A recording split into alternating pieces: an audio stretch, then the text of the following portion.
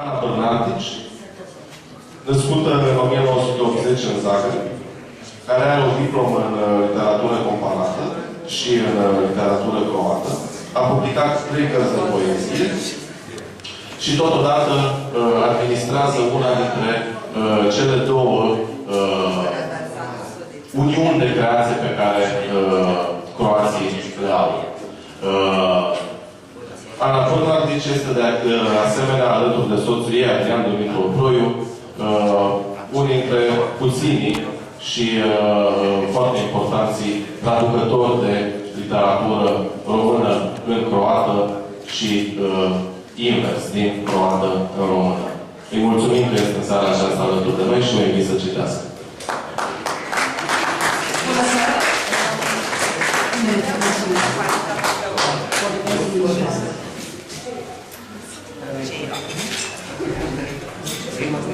I will read from my book, which is published in 2009, and 2 poems that are not yet published.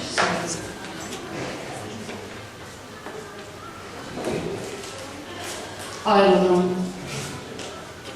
U visini viskaju se štampane stranice neba. Dolje carinik traži otisak prsta, pečat dobrog stavalca na papiru za turističku vizu. U licu mi sjaji žuti balkanski mjesec. Zaboravila sam ga ugasiti iznad oceana. Obitelj pored mene ima više iskustva. Tužnu pentatoniku skrili su u rukavu. Službeniku podastiru ogromne količine kalifornijskog osnika. Iza barikade nasmiješeni starci s frizurama od šećerne bune pružaju mi ruke i vode me u raj.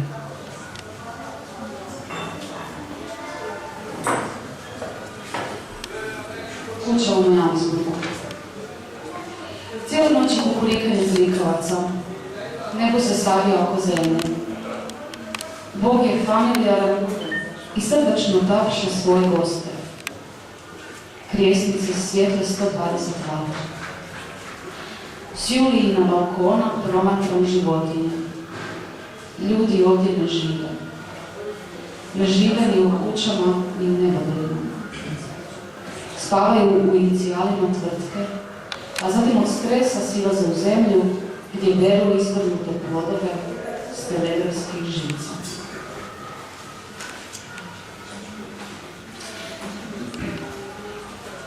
Nesanica. Najednom krovovi postaju plavi. Noć se podvukla do snježni pokrivač. Odgovori na pitanja razlijevaju se u tamnoj tinti. Na kamenu druge zemlje odmeram glavu. Moja ljubav spava u susjednoj sobi gdje raste crno drveće i crne ptice, nejasne i nepouzdane riječi na zimzelenom lišću. Uskoro će se probuditi. U kuhinji će blistati njegove izvađene oči. Na hladnom jeziku mulja izjavit će ljubav daljini plamen koji se pali i gasi. Sada spava. Viva rane vodovi iz njega noćeg odgoda. Noć je malo pretirala s crnjevom. Besani ukućani izvrću botanjele dlanove.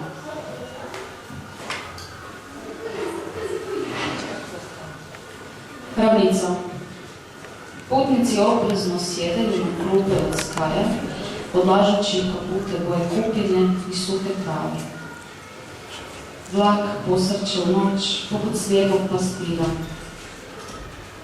U kupeu iz uglova sutra mrak koji se hrani bezvoljno. Uskoro ćemo, za pola sata, svi ujedno sljubiti lica uz prozore, u vlasti čudne vjere, da uz vlak, kroz anožnu šumu, prateći naše osjećaje, čežnje, trče srne, divlje, ptice i bića koja se bude stavala. Na znak dirigenta, izvučena utrkom utvara, glave plovu u san. Mekana je crna ravana, dobiva ispukčine na kojima cvatu noćni električni gradovi.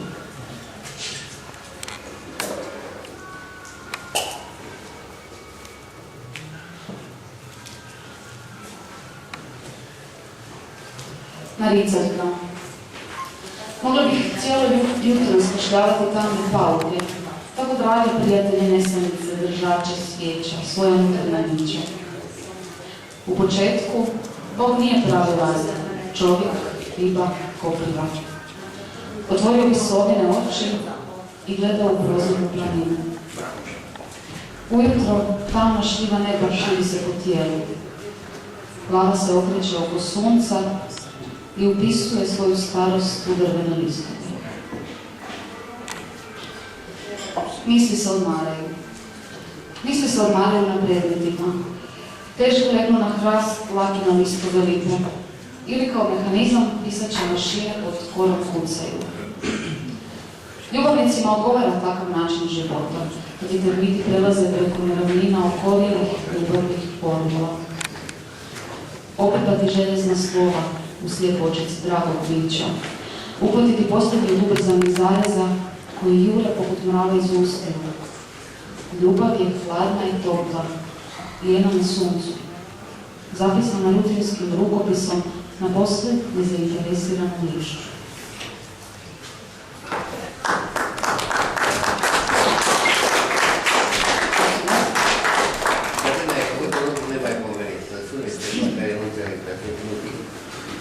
Mrak. Na otoku mrak ima geološke slojeve, a ljudska bića ostavljaju školjke stelbisti u posljednji. Napuštene, sažgane note, majušne odsvale terce priobalnih pjevanja vuku nas u karbonski san. Samo se nas dvije iskradamo u tri, da slušamo kako liliputanci hrču uskim uličicama, a nekoliko ispijenih jezika vode desetljetnu ljubav na kartu iznad pošte. U dvorištu koje mi odabiremo, listovi su narasli izvan kontrole. Ovijamo se kako bi upili ostatke vode iz kože, osušili nam misli i razmrdili ih u san. Na zapovjed svih vrtova knjiga u glas, povlačimo se, hodamo unatrag, sve dok nas ne zatvori gorka kora. Očeve prve cipale.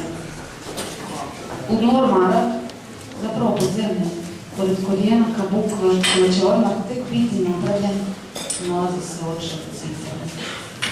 Crne, iznošene, od tanke kože, dvije suhe šljive u kojima se kivaju očeve grančice, skretali švance. Bile su to prve njegove cipale koje pamtim. Ne naravno njegove prve cipale. Iz njih se nije izuvao, bili su već svaste uz kožu, žive, očiste, mineralne, za ljeto i zimu. Ne napravi pameti da ih zamijeni novima. U ormaru su još živjeli obitelj žokara, 1/10 mrava i biljne uši.